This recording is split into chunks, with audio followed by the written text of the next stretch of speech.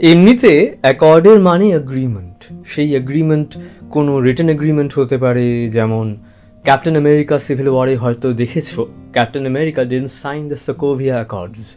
Captain America Sokovia অ্যাকর্ডসে sign করেননি। গ্রামারে সাবজেক্ট ভার্ব এগ্রিমেন্ট কনজুগেশন বোঝাতে গিয়ে অ্যাকর্ড, তারপর অ্যাকর্ডেন্স, এই শব্দগুলি অনেকেই ইউজ করে থাকেন।